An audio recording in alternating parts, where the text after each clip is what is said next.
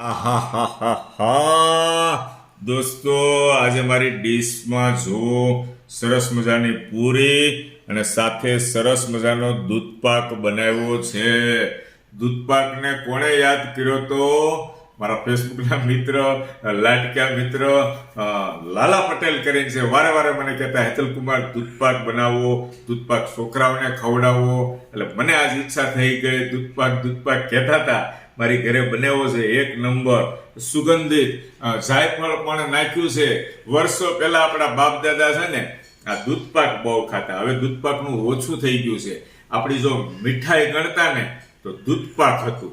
દૂધપાક એટલે બહુ ગામડે તો બનાવે ઓરિજિનલ દૂધ અને એનો જે દૂધપાક બને, શું વાત કરીએ દોસ્તો. આજનો દૂધપાક ચાલો આપણે ટેસ્ટ કરીએ.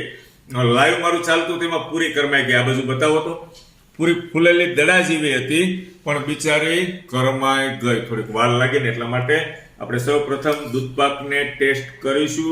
ડ્રાયફ્રૂટ પણ એડ કરેલું છે.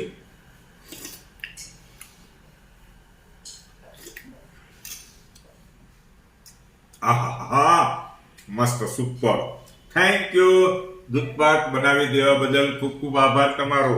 Thank you very much. Thank you.